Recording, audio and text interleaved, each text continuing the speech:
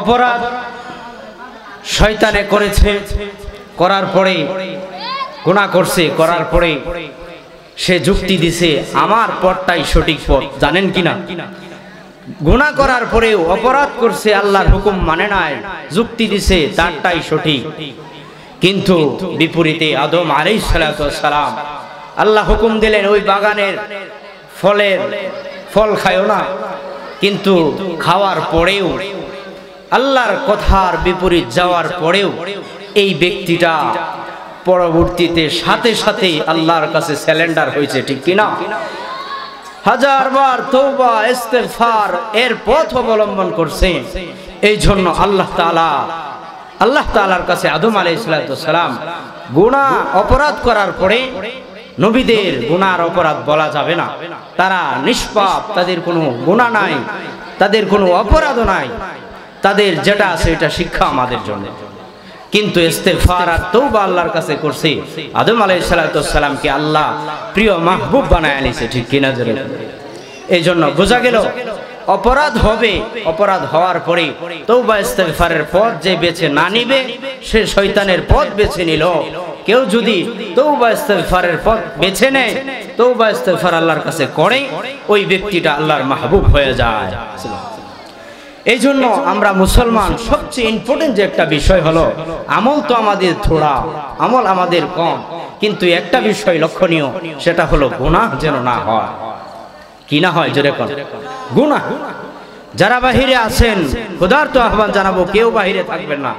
একটা মাহফিল ব্যবস্থাপনার জন্য অনেক শ্রম দিতে হয়, অনেক কষ্ট করতে হয়। আপনারা সকলেই চলে আসুন, সকলেই মাহফিলের ভিতরে চলে আসুন। তো গুনার কথা বলতেছিলাম।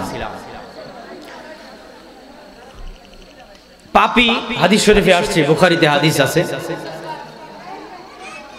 একটা নেককার তার যখন গুনাহ হয় তখন ওই লোকটা মনে করবে একটা গুনাহ করছি না, কেমন যেন আমার উপরে একটা পাহাড় ফিট করছি। কি পাহাড়? হাদিসে আসছে উপমা নেককার আর পাপীর কি পরিমাণ তমিজ থাকার দরকার, পার্থক্য হওয়ার দরকার।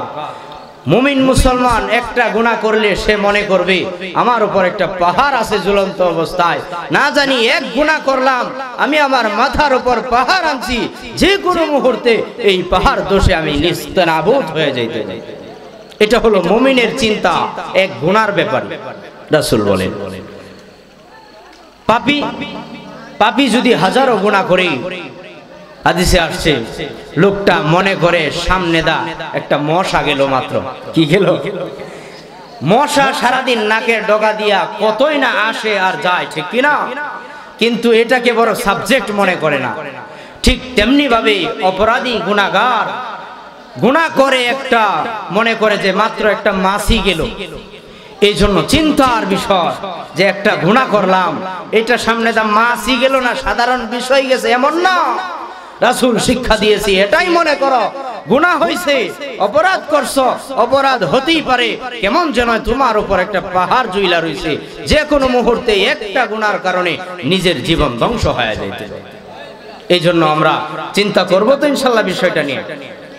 হ্যাঁ, আল্লাহ রাসূল সাল্লাল্লাহু আলাইহি ওয়াসাল্লাম তিরমিজি হাদিস আসছে 3334 নম্বর হাদিস, কোন মানুষ যদি একটা গুনাহ করে তার অন্তরের মধ্যে একটা দাগ পড়ে যায়। কি পড়ে? দাগ পড়ার পরে লোকটা যদি তওবা করে ইস্তেগফার পড়ে আল্লাহর কাছে ফিরে আসে, তখন তার কলবটাকে আল্লাহ দুধের মতো ক্লিন সাফ করে দেন। সুবহানাল্লাহ। ওয়া ইন আদা, কিন্তু অপরাধ করার পরেও, গুনাহ করার পরেও কেউ যদি তওবার রাস্তায় ফিরে না আসে, গুনাহ করতেই থাকে, তখন তার অন্তরের মধ্যে জং ধরে যায়। কি ধরে যায়? জোরে কোন? রড যদি ভালো রডও রেখে দেওয়া হয়, উষের পানি পড়ে, বৃষ্টির পানি পড়ে কিছুদিনেই নষ্ট হয়ে যায়। মানুষের অন্তর যদি গুনাহ করতে থাকে, তওবা কইরা না ফিরে, তখন মানুষটার অন্তরের মধ্যে জং ধরে যায়। হাদিসে আসছে রং, কোরআনে আসছে রন। রন অর্থ জং, মরিচিকা। কাল্লা বাল রানা আলা কুলুবিহিম মা كانوا يكسبون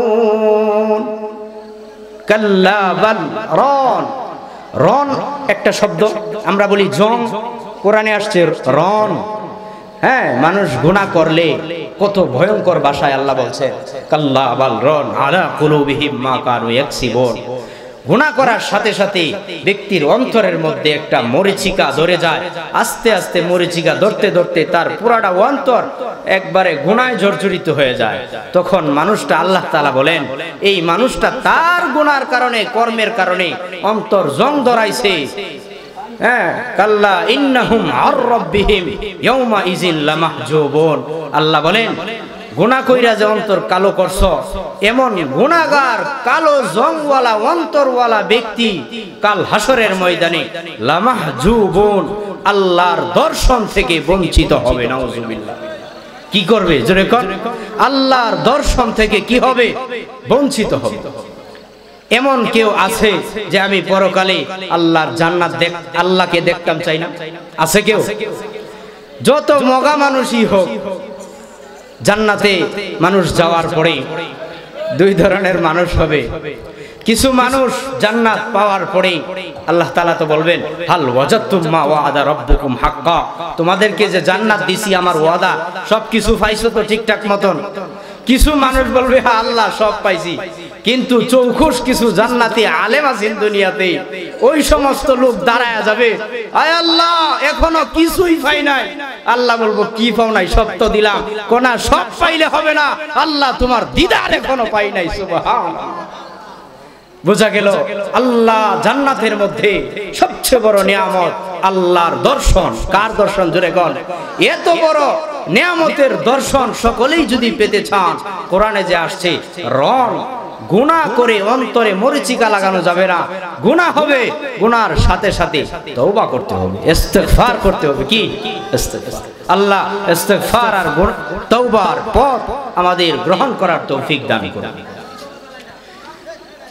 যাই হোক, ভলান্টিয়ার আশপাশে কথা বলতেছে, রাস্তায় কে কথা বলে অফ করে দেন।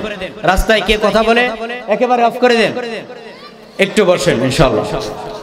বলতেছিলাম অপরাধ, গুনাহ একটা জিনিস, এই বিষয়টা নিয়ে বলতেছিলাম। 5 প্রকার অপরাধ গুনাহ এমন আছে, হাদিসের মধ্যে আসছে। হ্যাঁ, এমন অপরাধ আছে যে সমস্ত গুনাহ করার কারণে জমিনের মধ্যে আল্লাহ আযাব নাজিল করেন। নাউজুবিল্লাহ। কোন জমিনের মধ্যে কি নাজিল করেন জোরে কোন? আযাব নাজিল করেন। এমন গুনাহ আছে দুনিয়ার মধ্যে মানুষ করতে থাকে, ওই গুনার কারণে আল্লাহ তাআলা আকাশ থেকে জমিনবাসীর উপর আযাব নাজিল করে দেয়। গুনাহ করে একজন, কয়জন জোরে কোন? একজন গুনাহ করবে, হাজারো ভালো মানুষের উপর আকাশ থেকে আযাব আসবে। এটাই হাদিসের কথা। সাহাবায়ে কেরাম জিজ্ঞাসা করেন, ইয়া রাসূলুল্লাহ, গুনাহ তো করছে কয়েকজন মানুষ, কিন্তু তাদের মধ্যে মহল্লার মাঝে তো হাজারো ভালো মানুষ আছে গো নবী, ওই গুনাহগারের কারণে কেন ভালো মানুষের উপর আযাব আসবে গো? কারণ ভালো মানুষের কারণে, খারাপ মানুষের কারণে ভালো মানুষের উপর আযাব আসবে কেন? আল্লাহর রাসূল স্পষ্ট জানায় দিলেন, দুনিয়াতে যদি মানুষ গুনাহ করে, ওই গুনার আযাব আল্লাহ তাআলা নবী বলেন নেককারের উপরেও আসবে, গুনাহগারের উপরেও সমান তালে আযাব আসবে। তবে একটা কথা শুনে নাও ও সাহাবীরা, যে প্রশ্ন করছো, নেককার ভালো মানুষ তার রূপে দুনিয়াতে আযাব আসবে, কারণ সে পরকালে দুনিয়ার সামান্য আযাবও যদি আসে, পরকালে সাথে সাথে এর একটা প্রতিদান পায়া আল্লাহর জান্নাতে সবার আগে যাইলা যাবে। সুবহানাল্লাহ। বোঝা গেল ভালো মানুষের উপর কি হয়। এখন কি কারণে আযাব আসে, এই কারণগুলো আমরা শুনি। যদি কেউ করে তাকে বাধা দিব, নিজে তো করবই না ইনশাআল্লাহ। 5 প্রকার গুনাহ। এর মধ্যে হাদিসে আসছে 1 নম্বর গুনাহ, সমাজের মধ্যে যখন প্রকাশ্যে গুনাহ শুরু করবে এলান দিয়া, কি দিয়া জোরে কোন, খুব খেয়াল করেন 5 প্রকার গুনাহ। 5 প্রকার গুনার জন্য 5 ধরনের আযাব আল্লাহ নাজিল করেন বলছে নবীজি। বিশ্বাস হবে তো ইনশাআল্লাহ? হ্যাঁ, আমার নবী বলেন 1 নম্বর গুনাহ হলো মানুষ জমিনের মধ্যে গুনাহ করবে এলান্স কইরা। কি কইরা জোরে কোন? আপনারা মনে বুঝতেছেন না, এলান্স কইরা মনে হয় গুনাহ হয় না, হয় কিনা জোরে কোন? হয়। বিশাল বড় নাট্যমঞ্চ সাজাইছে, 3 দিন নয় 7 দিন ব্যাপী মাইকিং চলতেছে। অমুক নেতা প্রধান অতিথি হিসাবে থাকবেন, অমুক নায়িকা অমুক গায়িকা আসবেন। কিছুদিন আগেও দেখছি নায়িকা গায়িকা আসছে, অজর দ্বারায় এক মঞ্চের মধ্যে ঘোষণা করে গান গাইতেছে নারী পুরুষ, এর মধ্যে কারেন্ট চলে গেছে, বিকল্প ব্যবস্থাও নিছে না, এইরকম হুড়াহুড়ি মঞ্চের মধ্যে হইছে। এগুলা হইল ঘোষণা দিয়া অপরাধ। কি বুঝাইতে পারছি? রাসূল বলেন 1 প্রকার গুনাহ এমন যে এলান্স কইরা গুনাহ করা আরম্ভ করবে। যখন দেখবা মানুষগুলা প্রকাশ্যে ঘোষণা দিয়া দিয়া গুনাহ করতেছে, তখন বুঝবা জমিনের মধ্যে, শুনেন কি আযাব আসে। এলান্স কইরা গুনাহ করলে কি আযাব আসে। এমন এমন আযাব জমিনের মধ্যে আল্লাহ তাআলা পাঠান, যেই সমস্ত রোগ বেমারি অতীতের মানুষ নামও শুনে নাই। বুঝতে পারছেন?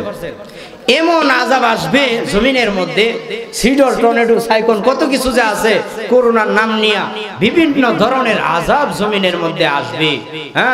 যদি এলান্স কইরা জমিনে গুনাহ হয়। তার মানে কি বুঝলাম? হাদিস দ্বারা কি বুঝলাম? কি করতে হবে আমাদের? কেউ যদি গান করতে চায়, কেউ যদি গুনাহ মাইক দিয়া এলাচ কইরা দাওয়াত দিয়া জমিনে করতে চায়, এই জমিন যদি আল্লাহর আযাব থেকে আমরা নেককার মানুষ বাঁচতে চাই, তাদেরকে মুখ দিয়া বাধা দিতে হবে। ঠিক কিনা জোরে কর? প্রয়োজনে হাত দিয়েও বাধা দিতে হবে। আর না হয় ওই গুনাহগারের সাথে আমি আপনিও আল্লাহর আযাবে পতিত হব। ঠিক কিনা? আল্লাহু আকবার। এলান্স করে গুনাহ থেকে মানুষ হেফাজত থাকতে পারে, তৌফিক দান করুন বলেন আমিন। 2 নম্বর, যেই জমিনের মধ্যে মাপে কম দেয়। কি দেয় জোরে কোন? মাপে কম দেয়। আপনারা মনেও জানেন না এই বিষয়টা, যে মাপে কম দিতে পারে। হাজারো মানুষ এমন আছে দোকান দেয়, তার কি বলে এটাকে, ওজন দেওয়ার যে জিনিসটা, পাথর নিচ দিয়া খুরল কইরা লাগছে, সে আগেই নিয়ত করছে এতটুকু ঠকামো। যে কোনো ডিজিটাল পাল্লা আসছে, এমন ভাবে সুইচ দিয়া রাখে,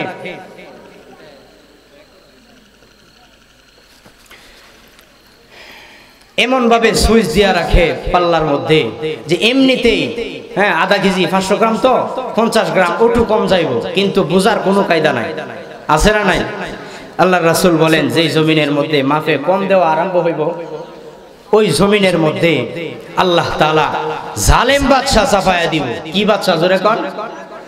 মাপে কম দিলে কি চাপাইব জমিনের মধ্যে? জালেম বাদশা। হাদিসের বাংলা তরজমাটা শুধু শোনাইতেছে আপনাদের, অনেক লম্বা আলোচনা। তে বুঝা গেল মাপে কম নিজেও দেওয়া যাইব না, কেউ যদি দেয় তাকে হাতে পায়ে হাত ধরে বুঝাইতে হবে, তুমি যদি মাপে কম দিতে চাও, এই জমিনের মধ্যে বাদশা কে বসায় পার্লামেন্টে জোরে কম? আল্লাহ বসায়। আল্লাহই বসায়। কত জালেম বাদশা আসতেছে যাইতেছে, অদূর ভবিষ্যতে আরো যদি মাপে কম দেওয়া এইভাবে চলতে থাকি, আল্লাহ তাআলা না জানি কোন জালেম বাদশা আমগর উপরে চাপায়া দেয়। নাউজুবিল্লাহ। এই জন্য আমল করার দরকার আছে না নাই? 2 নম্বর, মাপে কম। 3 নম্বর, যেই জমিনের মানুষ যাকাত দেয় না, যাকাত দেওয়া বন্ধ করে দেয়। আমরা তো গরিব মানুষ, তারপরও আমাদের হিসাব করলে অনেক যাকাত আছে।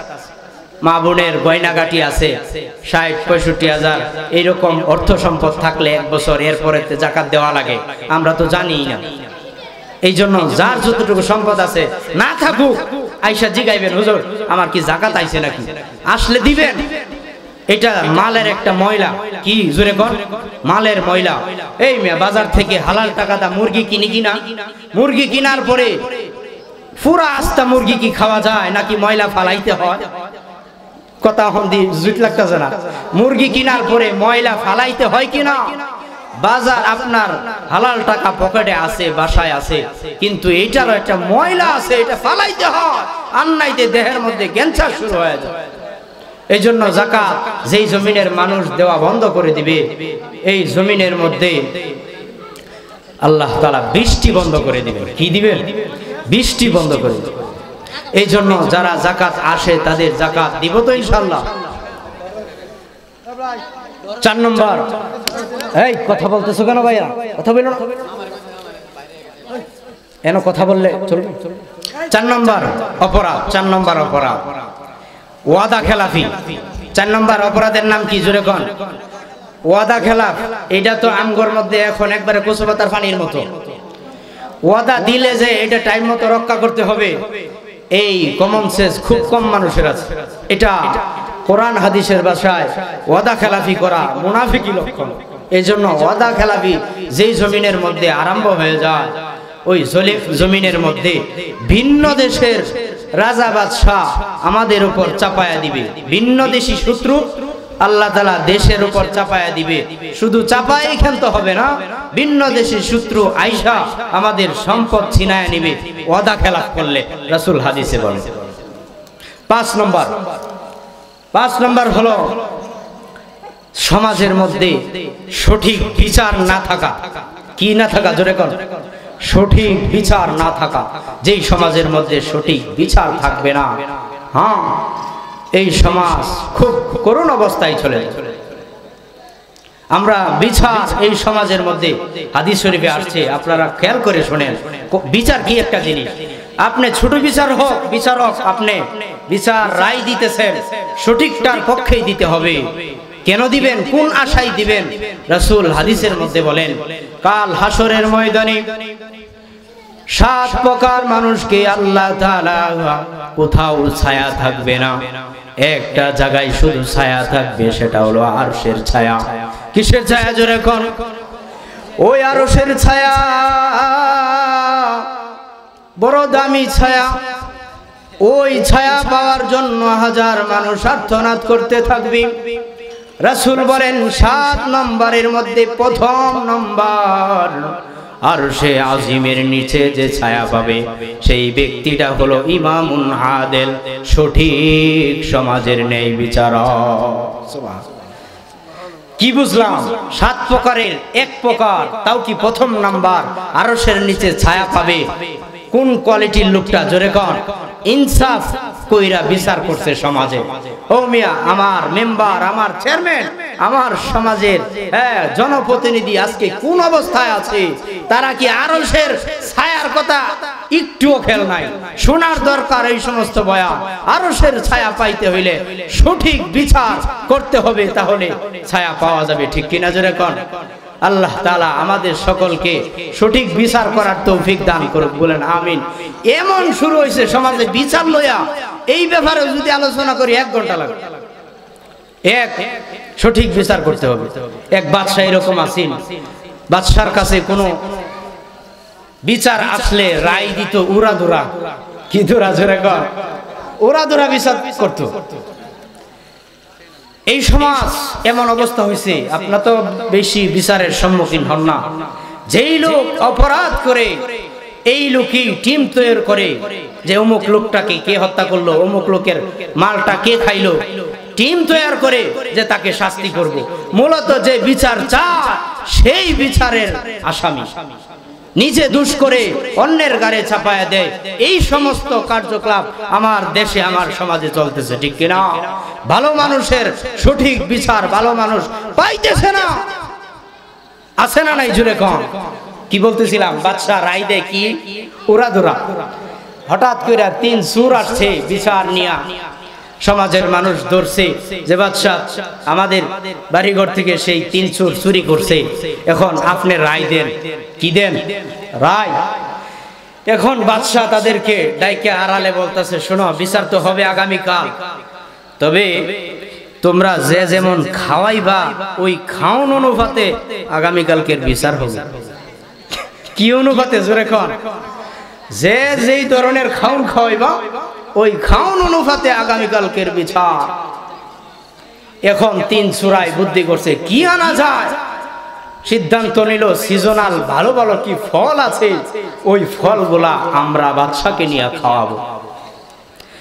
যাই হোক 3 জন মিলে বাজারে গিয়ে সর্বপ্রথম যে এক নম্বর চোর চোরাই বাদশার কাছে আইসা অনেক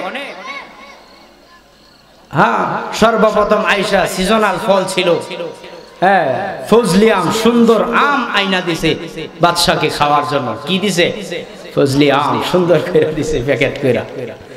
দেওয়ার পরে সুন্দরভাবে সে খাইলেন। খাওয়ার পরে বলতেছে এই ছোরা, এই আমের ভিতরে আটি কয়টা, বিচি কয়টা রে? কই একটাই তো বাদশা। কজা তোর 1 মাসের জেল। কয় মাসের? কইলাম না বিচার হুজুরা দরা করে 1 মাসের জেল দিয়া দিল। 1 মাসের জেল দেওয়ার পরে দ্বিতীয়টা আসতেছে। দ্বিতীয়টা আসছে আপেল নিয়া। কি নিয়া? জোরে কর। আপেল বাদশা খাইলেন। খাওয়ার পরে কাইটা দেখলেন এটার ভিতরে 4টা দানা। কয় দানা? জোরে কর। 4 দানা। বাদশা এবার বলতেছে যা, তোরে বেশি দেওয়ার দরকার নাই, 4 মাসের জেল। কয় মাসের? এটা কোনো বিচার হইল? এই লিগে বলছি উড়াধুরা বিচার করতে। তো সেও আপেল খাওয়ার পরে রায় দিলেন 4 মাসের জেল। যাও 4 মাস জেল খাড়ো। 2 ছোরা খাড়ায় দেখতেছে, তৃতীয় ছোরা আইতাছে। আসার পরে 2 ছোরা দাঁড়ায়া দাঁড়ায়া কাঁদতাছে। কি করতেছে? বাদশা ডাক দিয়া বলে বিচার করলাম নরমাল, তোরা কাঁদস কেন? কাঁদি আমার নিজের কারণে কাঁদি না। কেন কাঁদস? আমাদের যে আরেকজন বন্ধু আছে সুরা, হ্যাঁ সুরাই সুরায় বন্ধু থাকে, তার জন্য কাঁদি। কেন?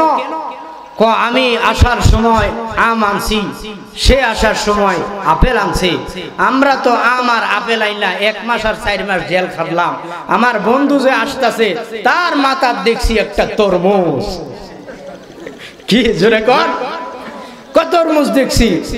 আল্লাহ জানে এই তরমুজের ভিতর কয় পরিমাণ বিচি আছে আর কত বছরের জেল।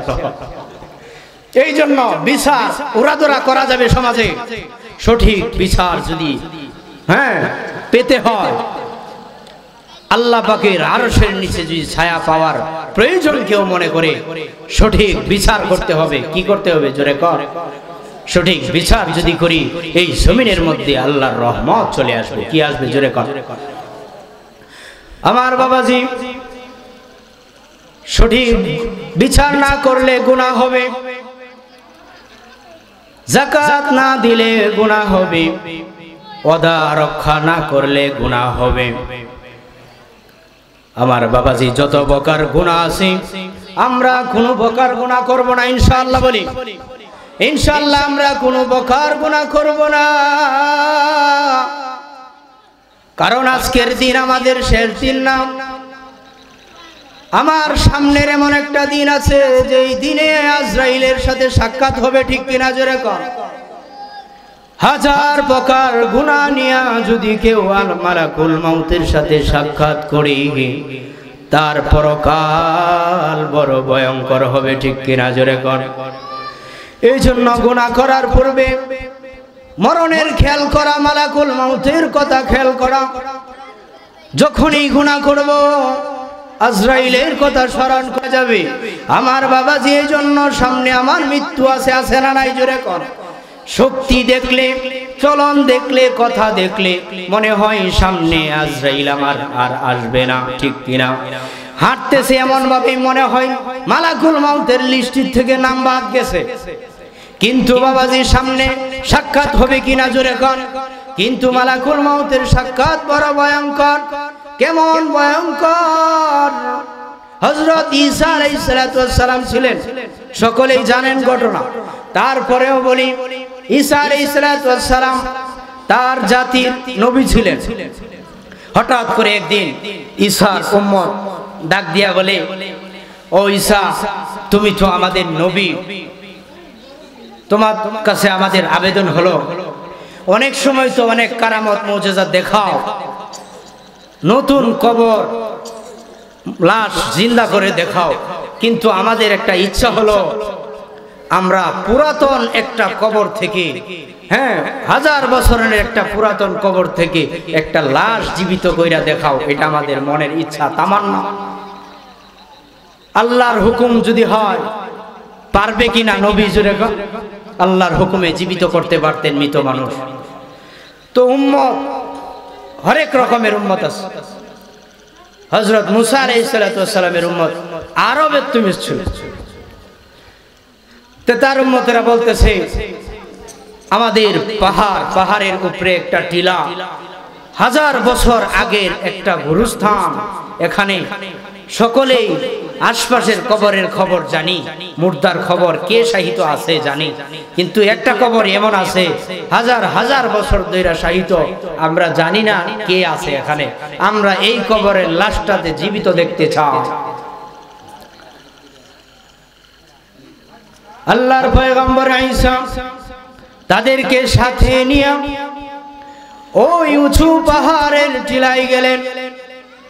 যাওয়ার পরে উম্মত সাথে আছে, আল্লাহর অনুমতি ক্রমে, কার অনুমতি ক্রমে জোরে কোন, ওই কবরের পাশে দাঁড়ায় আল্লাহর উসিলা করে বলতেছে, এই কবরের অধিবাসী আমি আল্লাহর একজন নগণ্য গোলাম, আমি আল্লাহর হুকুম নিয়ে বলতেছি, তুমি একটু কবর থেকে উঠে দাঁড়াও, কুম বিইজনিল্লাহ।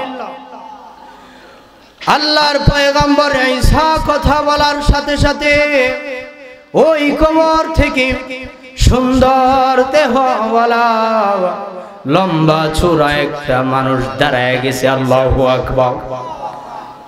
দাঁড়ানোর সাথে সাথে ঈসা পয়গম্বর ডাক দিয়া বলেন, মাসমুকাল কারীম মান নামতা ইয়া ওয়ালাদ, হে ভাই তোমার নাম কি, তোমার পিতার নাম কি?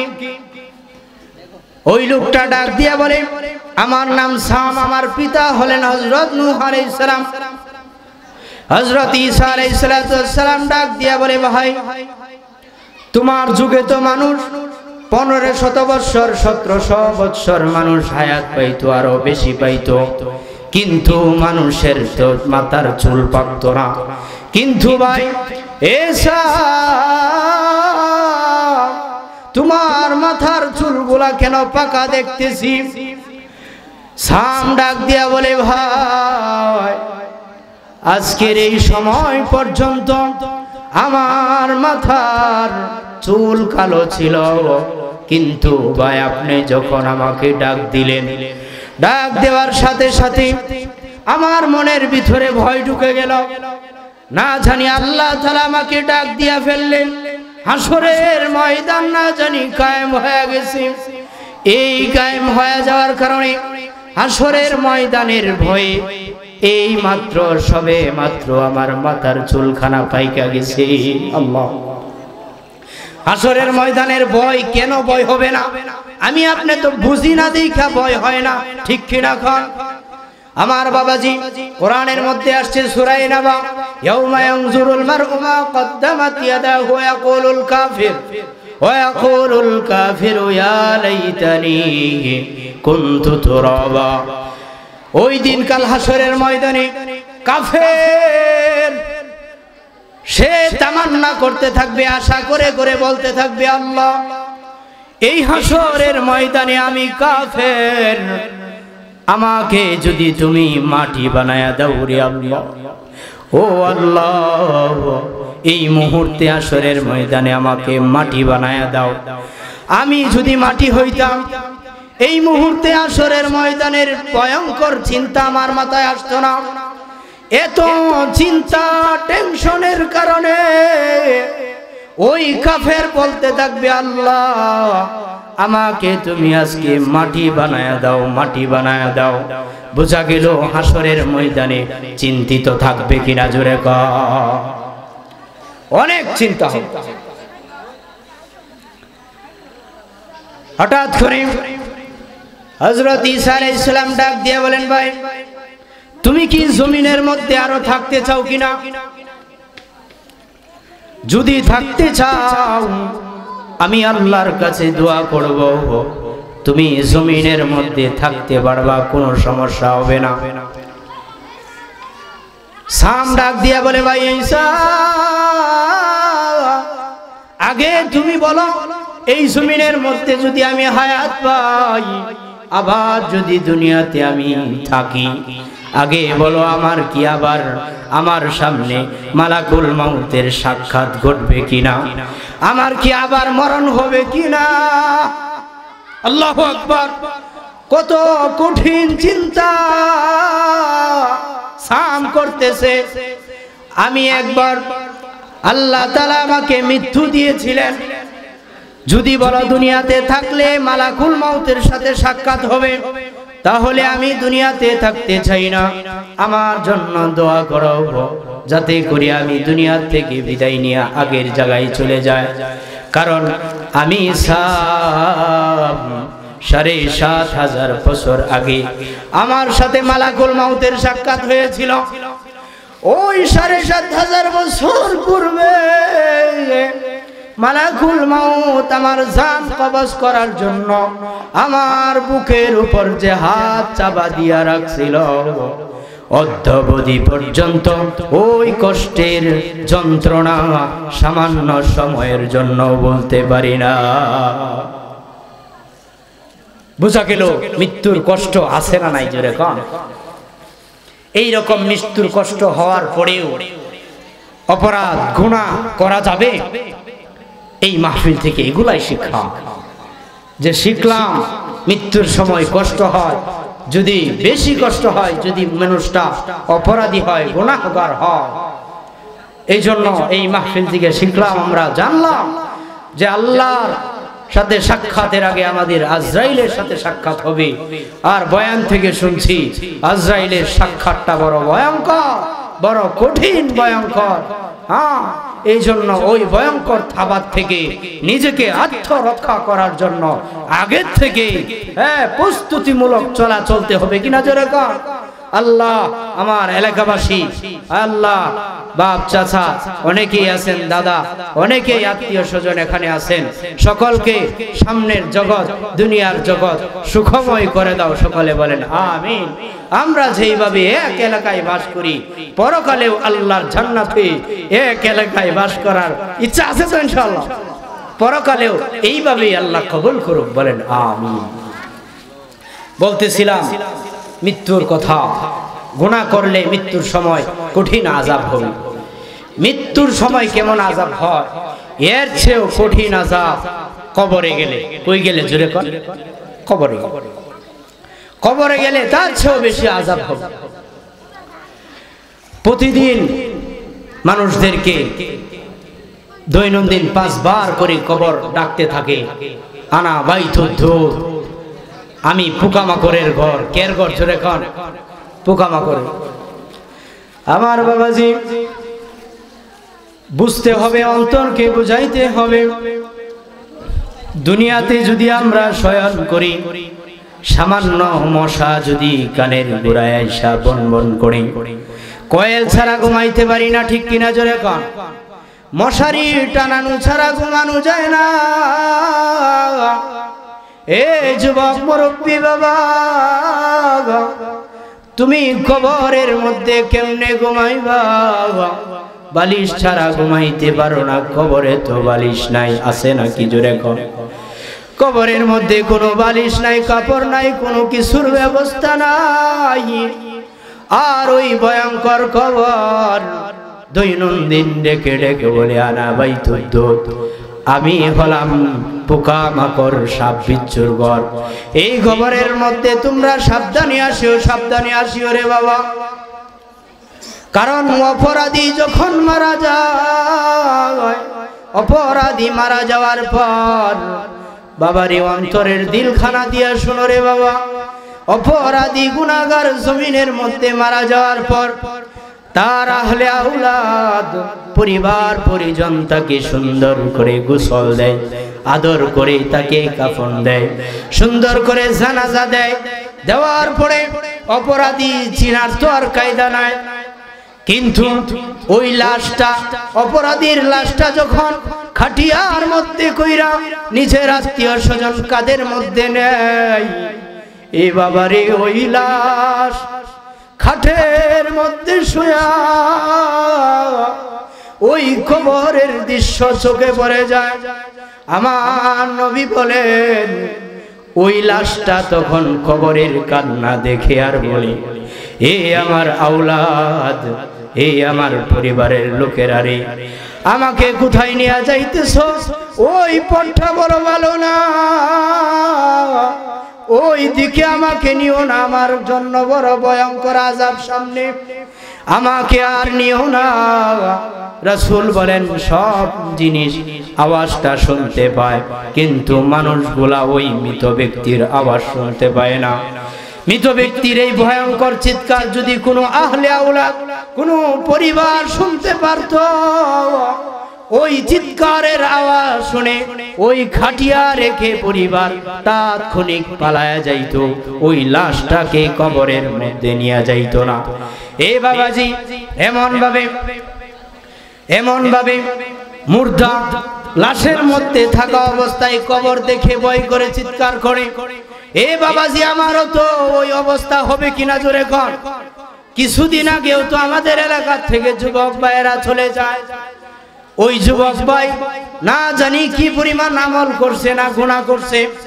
আয় আল্লাহ, এই নেককার এই মজলিসে বসে দোয়া করি, আল্লাহ আমার মহল্লার যত ভাই চাচা আছে কবরে, আয় আল্লাহ একটা খবরের মধ্যেও তুমি আযাব দিও না, আমিন। এ আমার বাবাজি, এত ভয়ঙ্কর খবরের আযাব।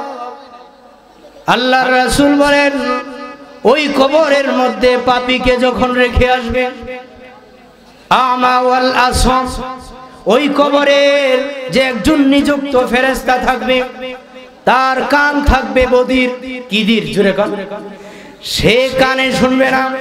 হাতের মধ্যে একটা লোহা তরমুজ থাকবে, ওই তরমুজ দিয়া পাপীকে কবরের মধ্যে শায়েস্তা করবে। এমন ভাবে মাথার মধ্যে একটা আঘাত করার কারণে 70 গজ জমিনের নিচে চলে যাবে, আবার তুলবে, আবার আযাব দিবে। এইভাবে অপরাধ নিয়ে যদি কবরে যায়, ওই কবরবাসীর কিয়ামত পর্যন্ত এইভাবে আযাব চলতে থাকে।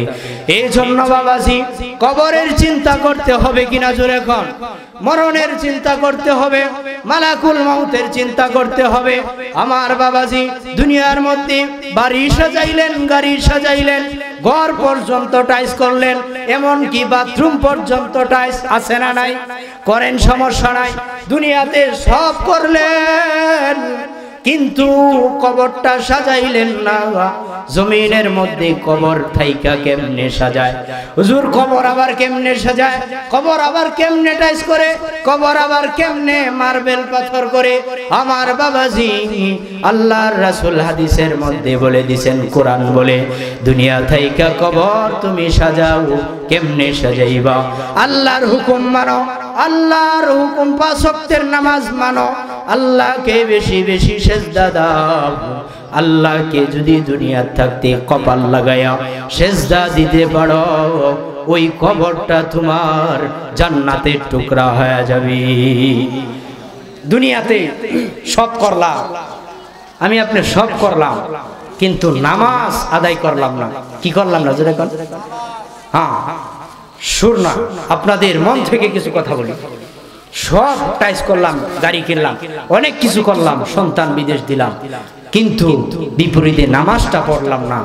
সব করলেন, ফাইনাল কথা এটাই, আপনি কিছুই করলেন না। বলাছে কথা, দুনিয়াতে সব কামাইলেন, নামাজটা কামাইলেন না, নামাজটা আদায় করলেন না, দুনিয়াতে কিছুই করলেন না, ঠিক কি না?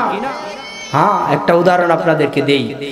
কি বললেন এটা হুজুর, যে নামাজ পড়লাম না, বাকি সব করলাম, দুনিয়াতে কিছুই করলাম না, এর অর্থ কি? একটা এক্সাম্পল আপনারা শুনেন ইনশাআল্লাহ। 3 বন্ধুর আলোচনা, একটা উদাহরণ স্বরূপ আপনাদেরকে শোনায়, অবশ্যই মাথায় রাখবেন। 3 বন্ধু মিলে ঘুরতে গেছেন।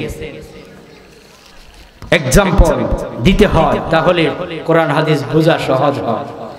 এক্সাম্পল যদি কোরআনের অনুকূলে হয় দেওয়া যায়, অসুবিধা নাই, কিন্তু বিপরীত যদি হয় এমন এক্সাম্পল ফালায় দিবে। তিন বন্ধু চিন্তা করলো আমরা ঘুরবো একটা শহরে। কোথায়? জোরে কোন? যেই শহরে গেলেন, শহরে যাওয়ার পরে অনেক ঘোরাঘুরি করার পরে একজন আরেকজনকে বলে, বন্ধু আজকে আমরা কোথায় থাকবো? একজন বলে, ল কম টাকা দা একটা হোটেলে থাইকা নেই। আরেকজন বলে, না সারা রাত আমরা হাইটা কাটায় দিই মজা কইরা। আরেকজন বলে, না জীবনে কি আছে কপালে, ওই তো দেখতাছস 50 তলা বিল্ডিং, এই বিল্ডিংটার মধ্যে সবচেয়ে উপরের তালা যেটা, ওইটার উপরে উঠা রাত্রি যাপন করব, সুন্দর হাওয়া বাতাস বুক করব। এইভাবে আমরা 50 তলার উপর রাত্রে থাকতে চাই। সবাই মিলে সিদ্ধান্ত নিল, ঠিক আছে 50 তলা বুকিং দাও। কি দেও? বুকিং। তিনজন সিদ্ধান্ত নিয়া ওই 50 তলা বিল্ডিং এর কাছে যাওয়ার পরে ম্যানেজারের সাথে কথা হলো। কথা হওয়ার পরে টাকা দিলেন, সবকিছু ফাইনাল হওয়ার পরে সিঁড়ির কাছে গেছে, দেখে লিফটের মধ্যে কারেন্ট নাই। কি নাই? কারেন্ট নাই। তিন বন্ধু ভাবতেছে, কারেন্ট যেহেতু নাই, উঠতেও হবে উপরে, বিকল্প রাস্তা কি? সিঁড়ি ছাড়া আছে? এখন সিঁড়ি দিয়া কোথায় উঠতে হবে? রুম তাদের বুকিং দিছে 50 তলার উপর। এখন তিন বন্ধু একজন ডাক দিয়া বলে, বন্ধু তুই তো জিন্দিগিতে অনেক রাজনীতি করছস, তুই তোর রাজনীতির হিস্টোরিটা শোনা।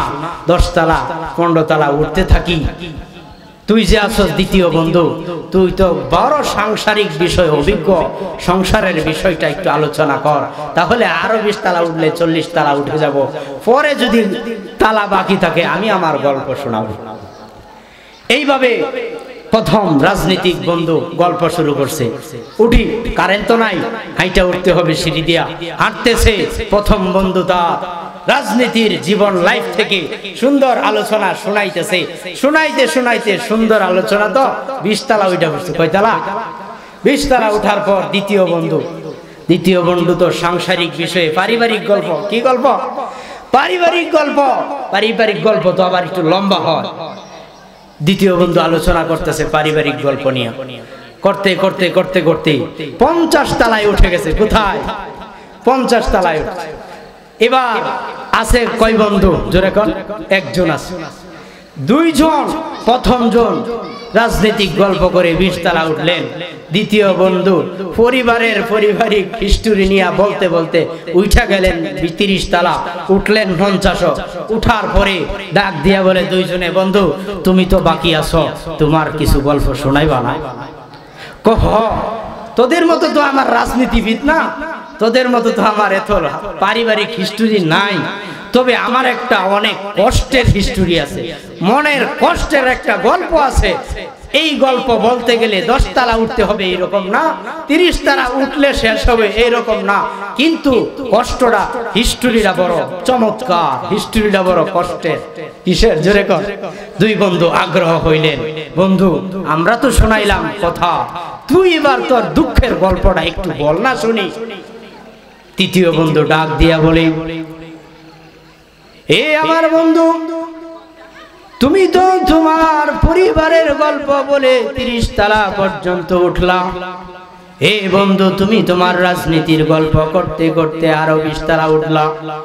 50 তলা উঠার পরে আমার মাত্র স্মরণ হয়েছে, আমি যখন নিচ থেকে আসি, ম্যানেজারের কাছ থেকে আসার সময় ওই তো রুমে যে ঢুকবো, এই ঢুকার মতো চাবি আনি না। কি আনি নাই? সে কি গল্প শোনাইলো? এত কষ্ট কইরা উপরে উঠলাম বন্ধু, কিন্তু নিচের থেকে আসার সময় চাবি আনতে মনে নাই। কি আনতে মনে নাই? জোরে কর। চাবি আনতে মনে নাই। এবার এই 50 তলা উঠা সফল না বিফল? জোরে কর। ব্যর্থ। ও মুসলমান, দুনিয়ার থাইকা নামাজ যদি না পড়ি, খেয়াল হইছে আলোচনা কইকে বাচ্চে সব করলেন কিন্তু নামাজ পড়লেন না, বিফল। ঠিক কিনা? জোরে কর। 50 তলায় উঠলেন। এ আমার বাবাজি, গাড়ি করলা, বাড়ি করলা, সব কিছু টাইজ করলা রে বাবা, দুনিয়া থেকে যদি তুমি নামাজ না পড়লা রে বাবা, এ বাজার রাজনৈতিক গল্প বলে দিন সময় কাটানো যায়, পরিবারের গল্প বলে সময় কাটানো যায়, কিন্তু চাবি ছাড়া ওই ঘরের ভিতরে ঢোকা যায় না। ঠিক কিনা জোরে কোন? দুনিয়াতে অনেক কিছু করা যায়, গাড়ি করা যায়, বাড়ি করা যায়, ঘর পর্যন্ত টাইস করা যায়, কিন্তু বাজার দুনিয়া থাকতে যদি আমি নামাজ না পড়ি, দুনিয়া থেকে বিদায় নিব ঠিক, পরকালে যাব কথা সত্য মিথ্যা না। ঠিক কিনা জোরে কোন? পরকাল আমাদের সামনে আছে, জান্নাত জাহান্নাম সামনে আছে, এর মধ্যে কোনো ত্রুটি নাই। কিন্তু নামাজ ছাড়া যদি ওই হাসরের ময়দানে জান্নাতের গেটে যখন যায় দাঁড়াবো, ওই বন্ধুর মতো গল্প আর দুঃখের গল্প ছাড়া কিছুই থাকবে না। তখন খেয়াল হবে, হায় আল্লাহ, দুনিয়াতে তো সব কিছু আনলাম, সব কিছু করলাম, কিন্তু আসলটাই তো আনি নাই। ঠিক কিনা জোরে কোন? এই জন্য বাজার দুনিয়াতে সব করেন, পাশাপাশি নামাজের মতো চাবিটাও নিতে হবে। কিনা জোরে কোন? এই আমার বাবাজি, সব করলেন কিন্তু দুনিয়ার থাকতে চাবি নিতে হয়। এটা যদি বুইলা যায়, পরে 50 তলার উপরে উঠা যদি মনে হয় যে চাবি দরকার হবে, 50 তলার থেকে নাই মা চাবি নেওয়ার সুযোগ আছে, কিন্তু একবার যদি মৃত্যু হয়ে যায় আর ফিরে এসে চাবি নেওয়ার সুযোগ আর হবে না। ঠিক কিনা? অন্তর থেকে বলতেছি। এই জন্য চাবি জোগাড় করি, করবো তো ইনশাআল্লাহ।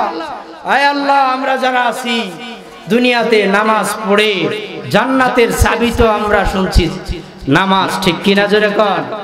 মিফতাহুল জান্নাত আস-সালাত।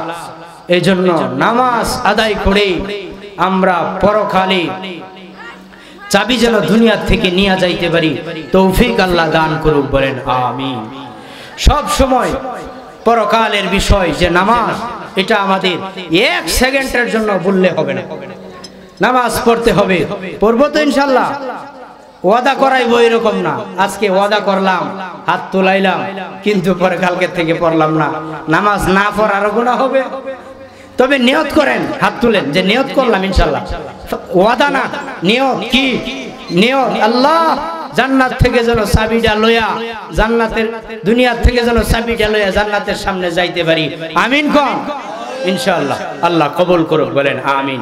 নামাজের কথা ইতিহাস যদি বলতে চাই সারা রাত চলে যাবে। সাহাবায়ে কেরাম সকলেই নামাজের ব্যাপারে আহাম গুরুত্ববান ছিল। সাহাবায়ে কেরাম যত বিপদই হইতো নামাজ পড়ে নিতেন। আল্লাহ তাআলা আমাদের ভুল ত্রুটিকে ক্ষমা করুক, বলেন আমিন। কমজোরি থাকলে পূরণ করে দেখ, বলেন আমিন। মানুষ হিসাবে প্রথম বলেছিলাম ভুল থাকতে পারে, ক্ষমা হতে পারে, কিন্তু ভুল যদি তওবা করি, ইস্তিগফার করি, ইনশাআল্লাহ আল্লাহ তাআলা আমাদেরকে মাকবুল বান্দা হিসেবে কবুল করবেন। এই জন্য দুনিয়া থেকে নামাজ জান্নাতের চাবি নিয়ে যাব তো ইনশাআল্লাহ। আল্লাহ সকলকে দুনিয়া থাকতে জান্নাতের চাবি নিয়ে যাওয়ার তৌফিক দান করুক, বলেন আমিন। আমরা সকলেই দোয়া করব ইনশাআল্লাহ। অত্র মাহফিল যারা করে যুবকরা, এই যুবকদেরকে আল্লাহ কবুল করুক। বাহির থেকে অনেক প্রবাসী ভাইরা, দুবাই, সৌদি আরব আমিরাত থেকে অনেকেই অনুদান করে। অনুদানের কারণেই আজকে এই মাহফিলটা অনেক সহজ হয়েছে। প্রবাসী ভাইয়েরা যদি দান না করতো অনেকটা কষ্ট হয়ে যেত। এই জন্য এলাকাবাসী, প্রবাসী যে যেখান থেকে এই মাহফিলের জন্য সহযোগিতা করেছে, উপস্থিত আজকে হয়ে সাফল্যমণ্ডিত করেছেন, সকলের জন্য দোয়া কামনা, শুভকামনা। আল্লাহ তাআলা আমাদের সকলকে কবুল আর মঞ্জুর করুক, বলেন আমিন।